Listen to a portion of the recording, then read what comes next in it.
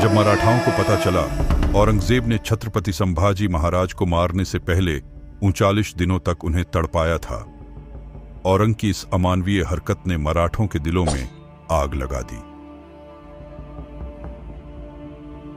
मराठाओं क्षेत्र के सभी राजाओं के आंतरिक मतभेद गायब हो गए और केवल एक ही लक्ष्य बचा, औरंगजेब और मुगलों का विनाश।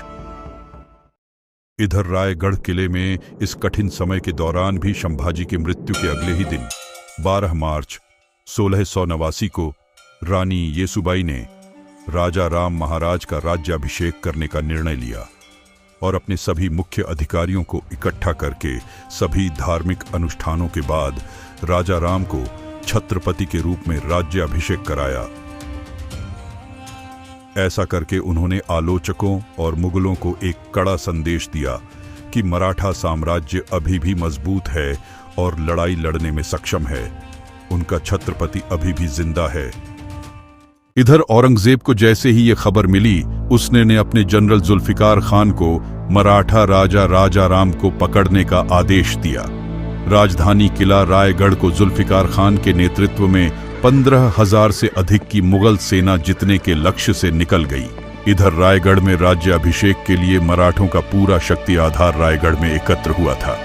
सबको जैसे ही आक्रमण की खबर मिली तो रानी येसुबाई ने तुरंत सबको सुझाव दिया, यदि मुगलों ने हमला किया और हमारी सारी शक्ति अधिकार एक साथ पकड़ी गई तो यह हमारे भविष्य के लिए घातक साबित हो सकता है।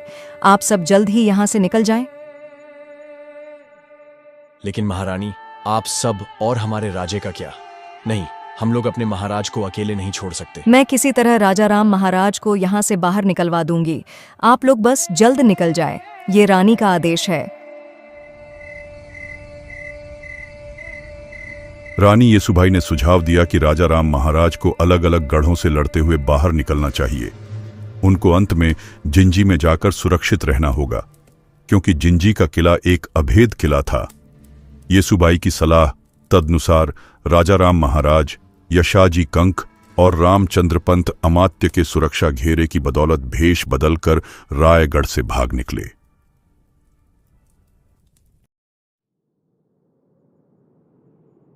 उस सुअर के बच्चे ने हमारे महाराज के टुकड़े टुकड़े कर दिए और हम लोग कुछ नहीं कर रहे हैं। इतिहास हम पर थूकेगा धनाजी। आप और आपका कुल महान है संताजी। आपको मैं शीश झुकाता हूँ। आपके पिता मल्होजी भी वीर गति को प्राप्त हो गए उस संगमेश्वर के युद्ध में, लेकिन आप उनको भूलकर सिर्फ अपने महाराज और अपने मराठा के लिए सोच रहे हैं। अब आप जो बोलोगे वही होगा। फिर क्या होना था? अब ऐसी आग लगने वाली थी कि औरंगजेब की नींद उड़ने वाली थी।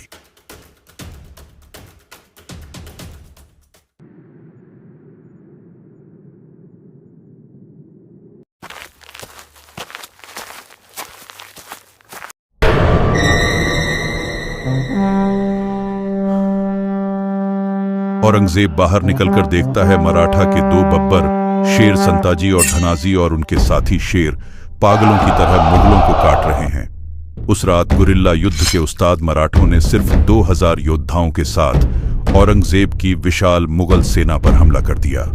संताजी और उनके मराठों ने उग्र शेरों की तरह हमला किया और मुगलों को बेरहमी से मार डाला। हमले के दौरान मुगल सैनिक डर के मारे चिल्लाने लगे। गुस्से में आकर औरंगजेब अपनी तलवार निकालता है और मराठाओं सैनिकों को मारने लगता है। तभी अचानक उसके सामने संताजी खड़े दिखते हैं। बिल्कुल गुस्से में लाल संताजी का चेहरा मुगलों के खून से लथपथ। उस समय औरंग भी गुस्से में था।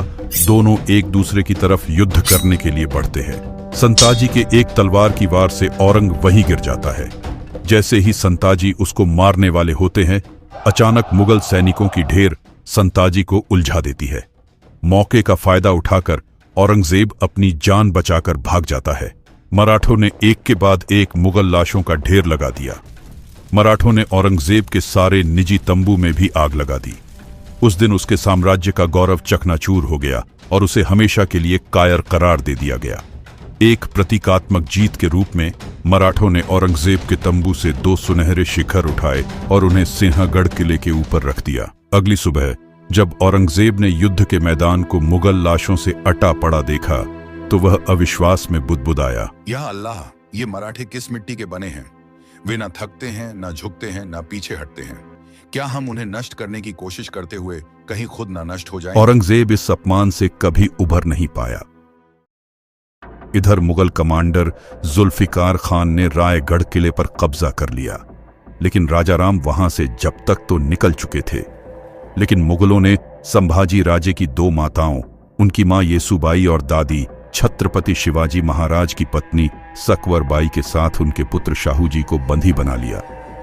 जुल्फिकार खान तुरंत सभी कैदी को औरंगजेब के पास ले गया। जैसे ही ये खबर संताजी को मिली, उन्होंने रायगढ़ किले पर हमला किया।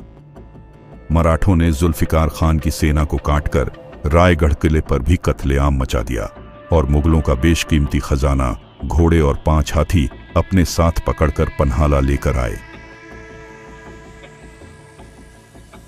इस तरह कई गोरिल्ला योद्धाओं ने मुगल सेना का मनोबल तोड़कर रख दिया, क्योंकि मराठों को जब भी मौके मिलता वो मुगल सेना को चीर के रख देते।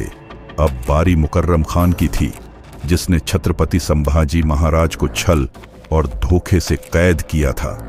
औरंगजेब ने 50,000 रुपए इनाम देते हुए मुकर्रम खान को महाराष्ट्र के कोल्हापुर और कोकण प्रांत का सूबेदार नियुक्त कर दिया था। संताजी और उनके मराठों ने यह प्रण लिया कि चाहे कुछ भी हो जाए, पर उस मुकर्रम खान को जिंदा नहीं छोड़ना है।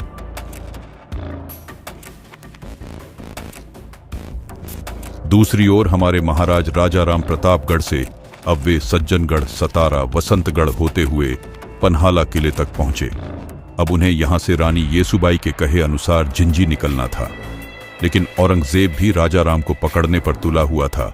चतुर औरंगजेब जानता था कि नवराज्याभिषेक करने वाला राजाराम जान बचाने के लिए जिंजी ही जाएगा। उसने जिंजी जाने वाले सभी मार्गों पर कड़ी निगरानी रखने का आदेश दिया। उसने यह सुनिश्चित करने के लिए गोवा के पुर्तगाली वायसराय की मदद भी ली थी कि राजाराम समुद्र का मार्ग का उपयोग न कर पाए।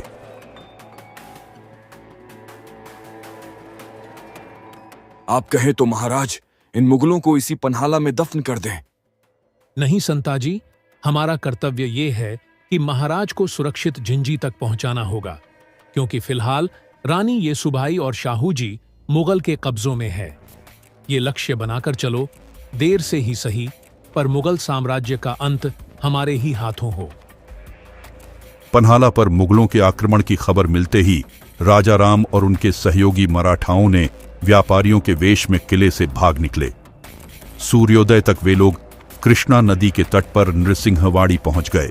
उन्होंने कृष्णा नदी पार की और दक्षिण की जाने के बजाय पूर्व के दक्कन की ओर जाने वाले रास्ते पर चल पड़े, क्योंकि मुगलों को बेवकूफ बनाना था। उन लोगों ने जिंजी जाने के लिए एक बार घूमकर फिर कृष्णा नदी पार करने की योजना बनाई। उन्होंने घुमावदार रास्ते का इस्तेमाल किया। महाराज की शिमोगा यात्रा गोकक, सवादट्टी, नवलगुंड, अनेगरी, लक्ष्मीश्वर, हावेरी और हिरेकेरुर से होकर गुजरी।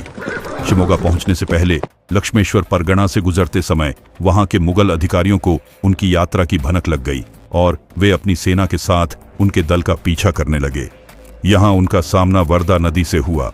महाराज ने बहिर्जी और मालोजी घोरपड़े के भाइयों की मदद से इसे पार करके अपने पीछा करने वालों को चकमा दिया, लेकिन आगे बढ़ने पर उन्हें पता चला कि उनका मार्ग मुगल दुश्मन सेना ने रोक रखा है। ऐसी कठिन परिस्थिति में छत्रपति शिवाजी महाराज से प्रशिक्षित शक्तिशाली योद्धा संताजी जगताप और रूपाजी भोसले अपने राजा की रक्षा के लिए तैयार हो गए। शत्रु सेना को रोकने की जिम्मेदारी संताजी जगताप को सौंपकर राजाराम महाराज रूपाजी भोसले के साथ आगे बढ़ गए।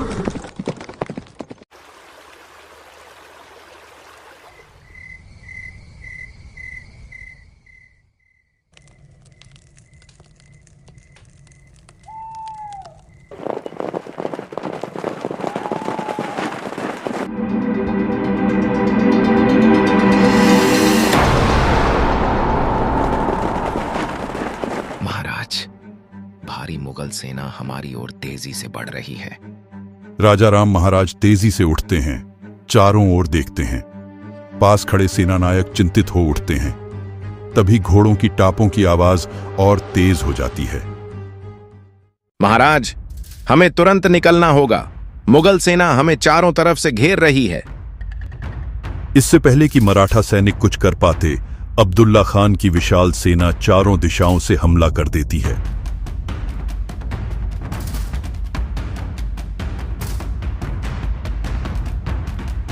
तलवारें टकराने की आवाज, घोड़ों की हिनहिनाहट और युद्ध के नारे गूंज उठते हैं। मराठा सैनिक बहादुरी से मुकाबला करते हैं, लेकिन संख्या में कम होने के कारण कई वीर गति को प्राप्त होते हैं। राजा राम को जिंदा या मुर्दा पकड़ो, किसी भी हालत में भागने न पाए। मराठा योद्धा अंतिम सांस तक लड़ते हैं और आखिरकार अब्दुल्ला खान की सेना सभी मराठा सेना को बंदी बना लेता है और फिर उन्हें बीजापुर किले में ले जाया जाता है।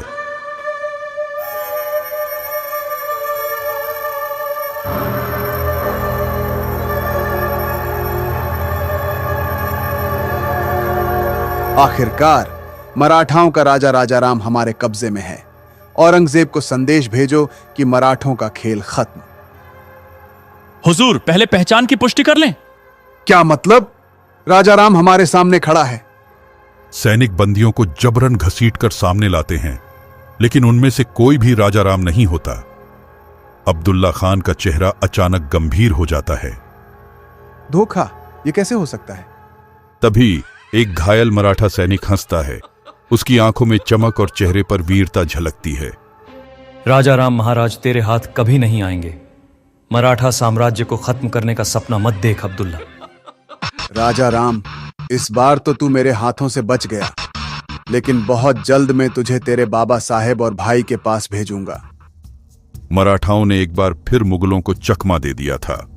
अब्दुल्ला खान के घमंड को करारी शिकस्त मिली, लेकिन मुगलों का कहर अभी खत्म नहीं हुआ था।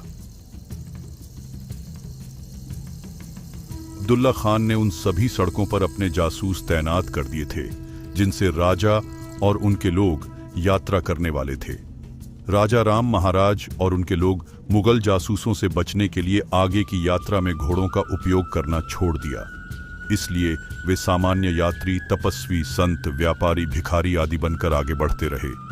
वे मुगल चौकियों से बचने में कामयाब रहे और मुगलों को चकमा देकर 300 किलोमीटर दूर बेंगलुरु पहुंच गए। वहां पहुंचते ही बेंगलोर में एक और घटना घटी जो मराठों के लिए खतरा खड़ा कर दिया।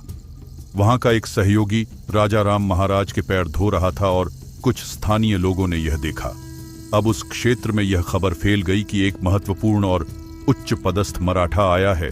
देखते देखते यह खबर जंगल में भीषण आग की तरह फैल गई और स्थानीय मुगल थानेदार तक पहुंच गई। यह बात वहां पर स्थित खंडो बल्लाल को पता चल गया। उसने मराठों को सतर्क कर दिया। खंडो बल्लाल ने राजाराम महाराज से अनुरोध किया कि वे अपने अधिकारियों को इकट्ठा करें और दूसरे रास्तों से चले जाएं। मुगलों को भटकाने के लिए खंडो बल्लाल और कुछ अन्य लोग यहीं रुक गए। जब थानेदार पूछताछ करने आया तो उसने पाया कि महाराज वहां है ही नहीं। इसलिए उसने खंडो बल्लाल और अन्य लोगों को जंजीरों में जकड़ दिया और पूछताछ करने लगा। हुजूर, अगर राजा राम यहां होता तो मैं खुद आप सबको सूचित कर देता। तुम्हें क्या पागल कुत्ते ने काटा है जो तू अपने राजा को फंसाएगा? राजा राम का परिवार मेरा भी दुश्मन है। उसके भाई शंभू राजे ने मेरे पिता बालाजी अवाजी को हाथी के पैरों को चलवा दिया था। मुझे भी उससे बदला लेना है। किसी तरह मुगलों की नजरों से बच बचाकर राजा राम महाराज और अन्य लोग घोड़े पर सवार होकर तकरीबन 35 दिन का सफर करते हुए आखिरकार जिंजी में प्रवेश कर गए। अब महाराज और उनके आदमियों के सामने एक और बाधा खड़ी थी, उनकी अपनी सौतेली बहन अंबिका। अंबिकाबाई संभाजी की सगी बहन थी और राजा राम महाराज की सौतेली बहन। जब उन्हें राजा राम महाराज की किले का उपयोग करने की योजना के बारे में पता चला तो उन्होंने उनका विरोध करने का फैसला किया और युद्ध की तैयारी शुरू कर दी। हालांकि न तो किले लोग और न ही उनके सलाहकार उनके पक्ष में थे। उनके मंत्रियों ने आपसी मतभेद भुलाने को कहा ताकि उनके पिता शिवाजी का सपना न टूटे। इसीलिए अंबिकाबाई को राजा राम महाराज के लिए जिंजी किले के द्वार खोलने पड़े। आखिरकार 15 नवंबर 1689 को राजा राम महाराज अपने दल के साथ जिंजी किले में पहुंच ही गए थे।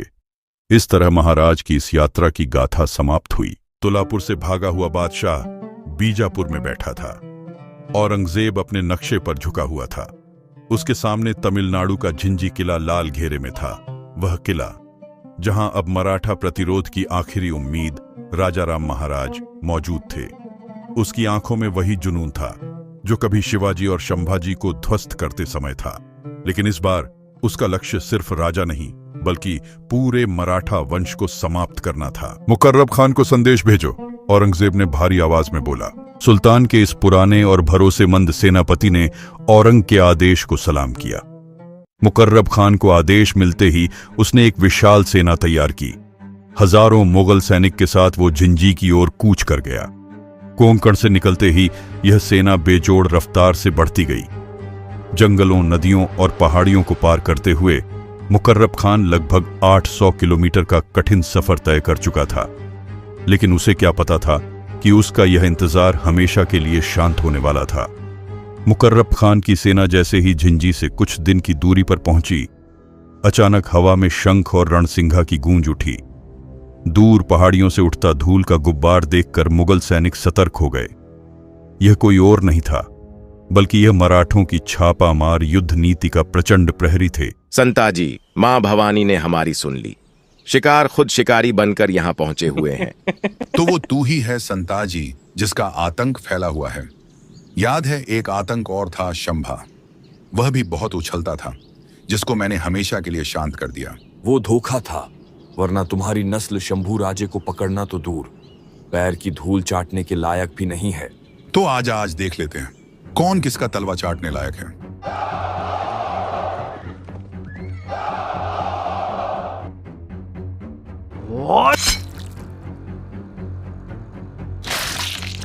दिसंबर 1689 के अंत में मराठा सेना ने मुकर्रब खान की विशाल सेना को गाजर मूली की तरह काटकर तबाही मचा दी।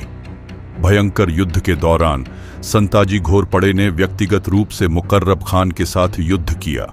जब मुकर्रब संताजी का सामना नहीं कर पा रहा था तो वहां से भागने लगा। संताजी ने उसका पीछा किया।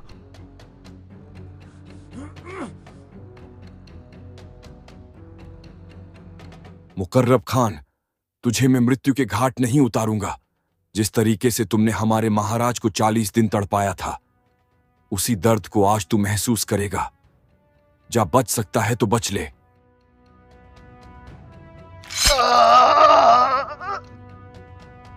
मुकर्रब खान के घाव इतने गंभीर थे कि उसके बचे हुए सैनिक उसको उपचार के लिए ले जाने लगे, लेकिन मुकर्रब खान की वही दर्दनाक मौत हो गई।